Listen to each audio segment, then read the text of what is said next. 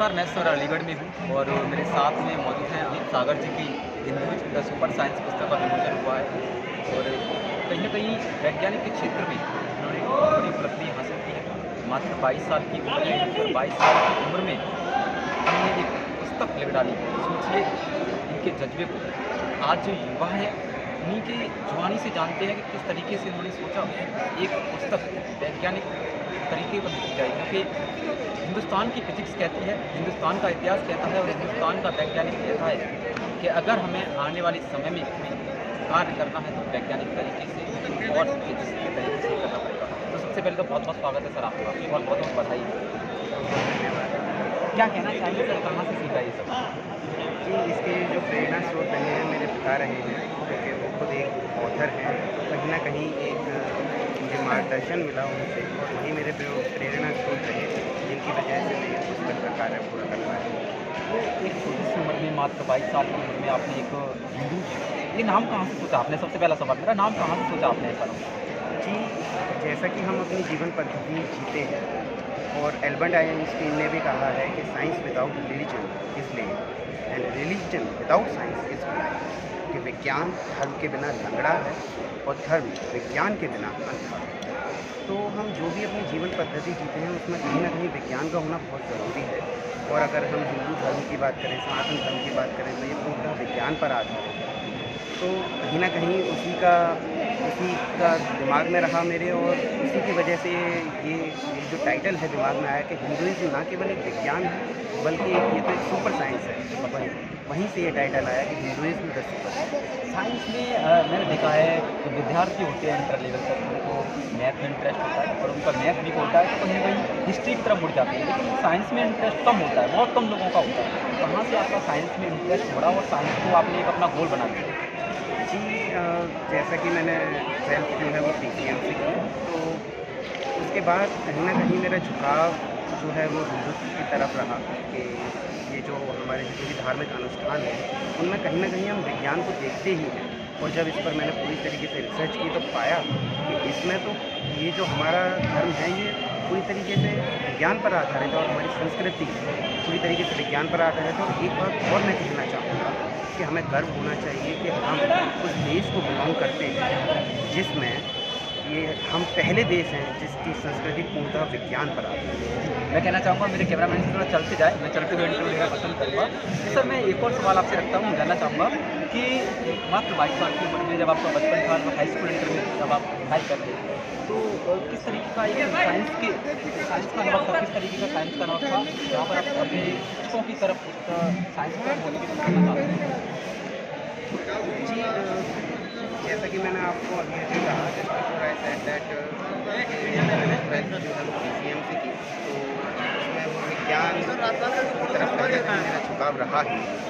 और मेरे पिता जो कि पहले से ही ऑथर हैं, तो जैन धर्म पर बहुत सारी पुस्तकें लिख चुके हैं। तो जब मैंने हिंदुत्व के बारे में रिसर्च करना स्टार्ट किया तो मैंने पाया कि वहाँ पर पूर्णतः ये जितने भी हमारे धार्मिक अनुष्ठान हैं, दीपावली मनाना हो, तिलक लगाना हो, कोई से भी धार्मिक अनुष्ठान हो, उनमें विज्ञान है। तो ऐसे ही कड़ी कड़ी से कड़ी जुड़ती चली गई और इस कड़ी का नतीजा आपके सामने है ये जो पुस्तक अच्छा, है। एक सवाल और मैं रखना चाहूँगा, जब हम साइंस पढ़ते थे और हमारा समय था जब हम विद्यार्थी थे, तो एक शंका हमारे मन में रहती थी, एक सवाल था गुरुत्वाकर्षण बल का लेकर कि जब एक फल किसी पेड़ से नीचे गिरता है तो वो नीचे ही क्यों गिरता है, ऊपर क्यों नहीं जाता? ये सवाल हमारा टीचरों से रहता था और वो इसका आंसर भी अच्छे तरीके से बताते, लेकिन आज तक हम समझ नहीं पाए कि साइंस क्या होता है। तो हम जानना चाहेंगे science, what is science? Science क्या-क्या हो सकता है, साइंस क्या कर सकती है? देखिए, जैसा कि मैंने अभी भी कहा, जो भी हम अपनी जीवन पद्धति जीते हैं उसमें विज्ञान का होना बहुत ज़रूरी है। और विज्ञान को अगर मैं सरल शब्दों में कहूँ तो हम इस तरीके से व्यक्त कर सकते हैं कि जो कुछ भी हम कर रहे हैं, जो भी हम भोजन लेते हैं, उसका ना किसी दूसरे पर प्रभाव पड़ रहा है, और जो कुछ भी मैं अपने भोजन में ले रहा हूँ उसका ना किसी दूसरे व्यक्ति पर प्रभाव पड़ना और ना इस वातावरण पर प्रभाव पड़ना। तो यही हो गया विज्ञान। अगर मैं इस तरीके का भोजन ले रहा हूँ, अगर मैं शाकाहारी हूँ, तो इससे ना ना किसी दूसरे व्यक्ति पर प्रभाव पड़ रहा है, ना इस वातावरण पर प्रभाव पड़ रहा है। तो ये भोजन भी विज्ञान की श्रेणी में आता है। कहीं न कहीं कहा जाए तो आपके पिताजी की छाप आप पर गहरी पड़ी, इस वजह से आपने साइंस लाने को ही चुना। सर क्या कहना चाहेंगे जिस तरीके से आज का विज्ञान बहुत ज़्यादा पावरफुल होता जा रहा है, क्योंकि हर कोई वर्क है वो साइंस ही उसे कर रही है। पहले किसी काम को करने में जब व्यक्ति लगते थे तो बहुत सारे व्यक्ति उस काम को कर पाते थे, लेकिन आज साइंस का ज़माना आ गया है। साइंस इतनी पावरफुल हो चुकी है कि उसी काम को मिनटों में कर सकती है। क्या कहना चाहेंगे और भी ऐसी साइंस की टेक्निकल चीज़ें क्या आएंगी आने वाले समय में? कि अभी तो मैं कहना चाहूँगा science is in its infancy. अभी तो साइंस जो है वो अपने बचपन में है।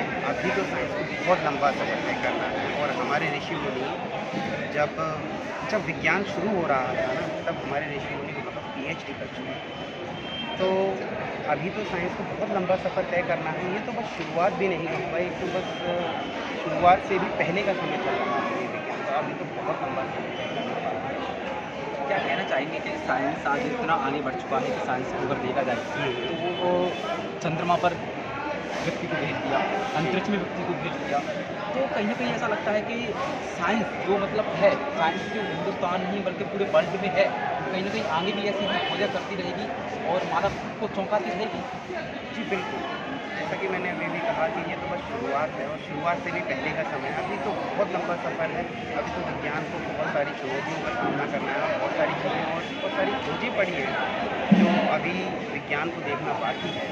बहुत बहुत बहुत लंबा सफ़र है अभी। आपने जो ये पुस्तक लिखी है, ये किस लिखी है? हिंदी में? जी, जैसा कि इसका टाइटल है हिंदुइज़्म द सुपर साइंस। ये पुस्तक जो है वो इंग्लिश में है, क्योंकि मैं अपना ये जो मैसेज है ना केवल भारतवर्ष में बल्कि पूरे ऑल ओवर द वर्ल्ड पहुँचाना चाहता हूँ। That's why I have written it in English so that people can understand it around the world. क्या कहना चाहेंगे और भी मेरे सवाल हैं आपसे 2-3 कि क्या लगता है अगर आपको और भी इससे एक और पुस्तक जैसे कि कहा जाए तो युवाओं के अंदर जो आपने ये पुस्तक लिखी है, उससे कहीं न कहीं कहा जाए तो युवाओं के अंदर बहुत गहरा संदेश मिला है कि वो भी साइंस की है।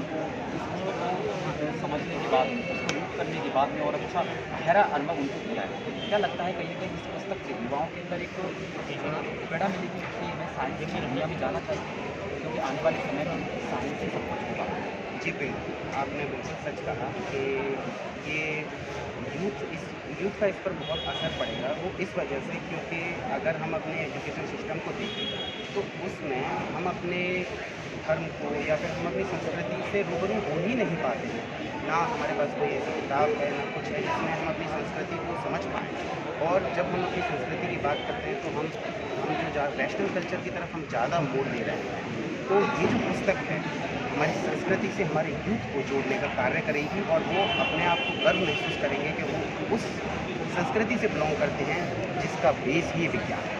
इस पुस्तक के अंदर ऐसा कोई आपने डाला हो और जिससे युवाओं को एक नया संदेश जाता हो साइंस के बारे में? जी बिल्कुल, जैसा कि मैंने कहा ये यूथ को कनेक्ट करेगी और वो इस वजह से भी क्योंकि ये जो यूथ हमारा जो थोड़ा सा भटक रहा है उन संस्कृति से वेस्टर्न कल्चर की तरफ एडॉप्ट कर रहे हैं सारे, तो ये जो है यूथ को कनेक्ट करने का कार्य करेगी कि अगर हम अपनी संस्कृति को देखें तो वो पूरी तरीके से विज्ञान पर आधारित है और हमारे सारे धार्मिक अनुष्ठान विज्ञान पर ही आधारित हैं। तो इसको जब वो पढ़ेंगे तो अपनी संस्कृति से जुड़ेंगे और उस पर गर्व महसूस कर सकेंगे। और अभी तो एक छोटा सा विषय अभी तो हिंदुइज़्म में बहुत सारा विषय है, अभी बहुत बाकी है जिस पर अभी बहुत रिसर्च करनी है। जी, एक और मेरा सवाल है आपसे कि जिस तरीके से साइंस में दुनिया होती जा रही है, लोग साइंस की तरफ जिस तरीके से चलते जा रहे हैं, क्योंकि पानी एक तरल पदार्थ होता है लेकिन उसके बावजूद भी पानी को हम पीते हैं, जिसकी वजह से कहा जाता है जल है तो पल है। उसी को कहा जाए कि अगर पानी को एक ज़्यादा प्रेशर पर छोड़ा जाए तो पानी लोहे को भी काट सकता है, इसलिए साइंस मौजूद है। क्या कहना चाहेंगे उन लोगों के लिए जो साइंस को दुष्प्रभाव भी करते हैं, दुरुपयोग भी करते हैं, लोगों के लिए क्या संदेश है? जी बिल्कुल, अगर एक तरफ अगर हम देखें तो सिक्के के दो पहलू हैं, एक पॉजिटिव है एक नेगेटिव है।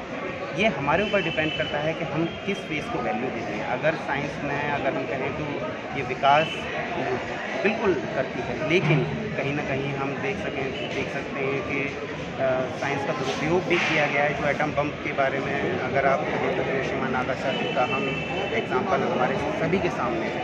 तो साइंस एक वो मेडिसिन है जो अमृत भी बन सकती है और श्राप भी बन सकती है। ये हमारे ऊपर निर्भर करता है कि किस वे में हम उसे यूज़ करें। और साइंस कहाँ तक अगर हम खुद की बात करें तो साइंस क्या क्या कर सकती है।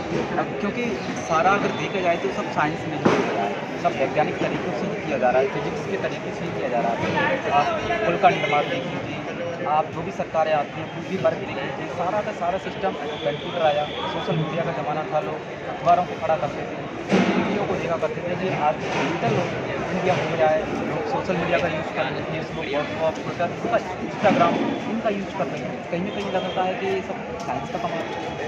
जी बिल्कुल, कहीं न कहीं ये साइंस का ही कमाल है। ये टेक्नोलॉजी है जो दिन प्रतिदिन बढ़ती जा रही है ग्रो भी करेगी आगे। और आगे भी ग्रो करती ही रहेगी। अभी तो बहुत लंबा सफ़र है, ये तो बस छोटी सी शुरुआत है। अभी छोटा सा सवाल और आपसे, आपकी लाइफ से जुड़ा है कि जब आपने इसको पूरा कर लिया था, कंप्लीट कर लिया था, तो जिस दिन आपका विमोचन हुआ, कैसा महसूस कर रहे थे?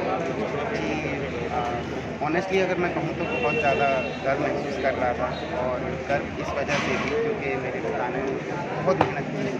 तो इस दौरान मेरी जहाँ पर भी मुझे सहायता की ज़रूरत पड़ी उन्होंने पूरा सहयोग किया अपना। तो एक गर्व महसूस हुआ और सच कहूँ तो एक प्रेरणा मिली कि अभी तो मुझे अभी आगे बहुत लंबा सफ़र तय करना है। ये बस शुरुआत है और बस अपने कार्य पर ध्यान देना है। कहीं न कहीं कहा जाए तो आपका पूरा परिवार देश की रक्षा करता हुआ नज़र आता है। मुझे जानकारी वहाँ तक बताऊँगा, आपके पिताजी वैज्ञानिक हैं और आपने भी साइंस के क्षेत्र में कदम रख दिया है और एक पुस्तक का विमोचन भी कर दिया है और आपकी साइंस सिस्टर भी ताइक्वांडो कोच है, जो हज़ारों लड़कियों को अलीगढ़ में ही लड़ना सिखा रही है, जो कि एक बहुत बड़ी बात है। क्योंकि आजकल लड़कियों के साथ में आए दिन बलात्कार, गैंगरेप जैसे मामले सामने आते हैं और वो सुरक्षा नहीं कर पाते हैं। तो ये बहुत बड़ी बात है कि उन्होंने अलीगढ़ की, बल्कि अलीगढ़ ही नहीं बल्कि होम डिस्ट्रिक्ट है तो उनकी हज़ारों लड़कियों को आज प्रशिक्षण दिया है। क्या कहना चाहेंगे अपने परिवार के लिए, कैसा कैसा फील करते हैं? अपने पिताजी के लिए कुछ दो शब्द हैं होंगे इसमें? जी मैं उनके बारे में क्या कहूँ जिनकी मैं खुद ही एक प्रति हूँ। मैं उनके बारे में कुछ कहना मेरे लिए कैसा महसूस कर रहे हैं ऐसे परिवार में जन्म लिया? जी मैं अपने आप को बहुत गौरवान्वित महसूस करता हूँ और मेरे माता पिता केवल मेरे लिए माता पिता नहीं है, मेरे लिए भगवान है और भगवान के बारे में कुछ कहना मतलब सूरज को दिया दिखाने जैसा है। तो मैं बस मेरे माता पिता मेरे लिए भगवान हैं और भगवान के बारे में बस उनको पूजा जाता है। 22 साल की उम्र में इतना अच्छा काम कर दिखाया है आपने साइंस की दुनिया में, जो साइंस देश के लिए काम आती है। तो आगे भी जो आपकी प्लानिंग है और क्या क्या करना चाहते हैं, हमारे दर्शक भी जानना चाहते हैं कि आगे क्या क्या आपकी प्लानिंग है और किस तरीके से आपकी प्लानिंग चल रही है और किस तरीके से काम करेंगे? जी बिल्कुल ही मैं ये जो मेरा सफ़र है मैं इसको आगे कंटिन्यू रखना चाहूँगा और जितना भी कंट्रीब्यूशन हो सकता है मेरी तरफ से, चाहे वो राष्ट्र के लिए हो, देश के लिए हो, मैं पूरी तरीके से करना चाहूँगा। छोटा सा भी अगर मेरी तरफ से कंट्रीब्यूशन हुआ तो मैं अपने जीवन को सफल मानूँगा। मेरे पिता हमेशा एक बात कहते हैं कि अगर मनुष्य जीवन लिया है तो उसे कुछ करिए। जन्म तो कीड़े मकोड़े भी लेते हैं, जीते हैं, मरते हैं, लेकिन मनुष्य का जीवन राष्ट्र के लिए कुछ कर गुजरने के लिए। आज अलीगढ़ शान का पुरस्कार आपको मिला है, कैसा महसूस करते हैं और क्या कहना चाहेंगे इस बात की बात? जी निश्चित ही ये जो चीज़ें हैं हमें इस तरीके से प्रभावित करती है, हमें एक मोटिवेशन देती है कि हाँ हम सही डायरेक्शन में हैं, इट मीन्स हम अपना काम सही तरीके से कर रहे हैं। तो इसी को मैं मोटिवेशन लेते हुए मैं आगे भी अपने सफ़र को कंटिन्यू रखूँगा और निश्चित ही मैं अपने राष्ट्र के लिए कुछ कंट्रीब्यूट करने के लिए मैं अपने सफ़र पर कहीं एक और सवाल मैं करना चाहूँगा साइंस का, अगर साइंस की बात ही कर रहे तो एक और सवाल मन में है मुझे पूछने वाला मैं रहूँगा। अंतिम सवाल मान लीजिए, जिस तरीके से कोरोना जैसी महामारी देश के अंदर आई विदेश से, तो कहीं ना कहीं ऐसा लग रहा था कि देश खत्म सा ही होता जा रहा है। क्योंकि जिस तरीके से कोरोना पीक पर आया, लेकिन कहीं ना कहीं वैज्ञानिकों ने इसकी तकनीक निकाली और उसकी वैक्सीन बनाई। क्या कहना चाहेंगे, अगर कहीं ना कहीं देखा जाए तो देश के वैज्ञानिकों का और साइंस का बहुत बड़ा रोल रहा है?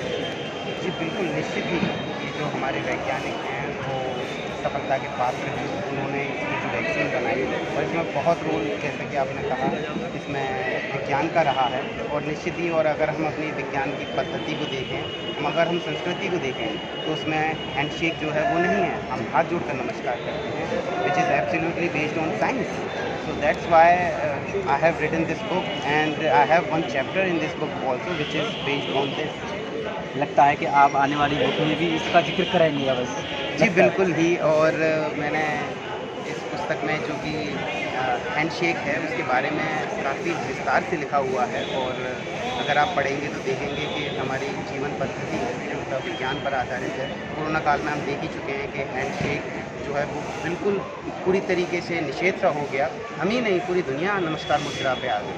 क्या कहना चाहेंगे, कोरोना जैसी महामारी अभी भी दोबारा लौट के आ रही है तीसरी लहर के रूप में, जबकि देश का वैक्सीनेशन हो चुका है, लेकिन क्या कहना चाहेंगे हमारे दर्शकों से कि किस तरीके से नियमों का पालन किया जाए? जी, देश जो बनता है प्रत्येक व्यक्ति से बनता है, और अगर प्रत्येक व्यक्ति अपनी जिम्मेदारियों को समझने लगे तो फिर कोई दिक्कत नहीं। ये अक्सर कर हमारी ये परेशानी रहती है कि हम दूसरे पर डिपेंड रहते हैं कि वो नहीं कर रहा तो मैं नहीं करूँ।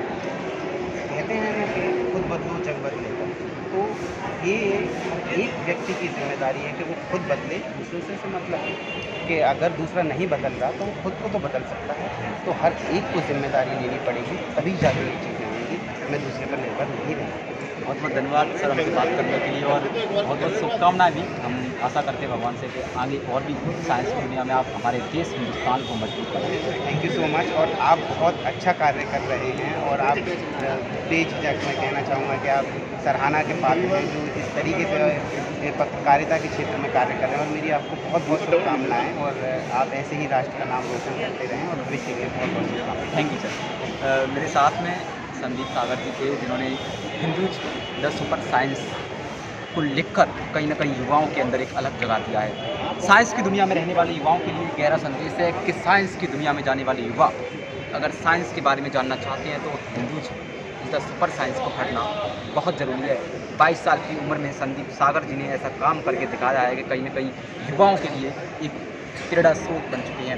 युवाओं को सोचना होगा, क्योंकि आने वाला समय साइंस का है। अगर आपको आगे बढ़ना है, अगर आपको हिंदुस्तान में रहना है, तो साइंस को समझना बहुत ज़रूरी है, क्योंकि science is the powerful world. ये वर्ड ही पावरफुल नहीं है, बल्कि साइंस का हर एक काम भी पावरफुल होता है। देखते रहिए कैमरा पर्सन अभिनव धनगर के साथ मैं खाना धनगर, अलीगढ़।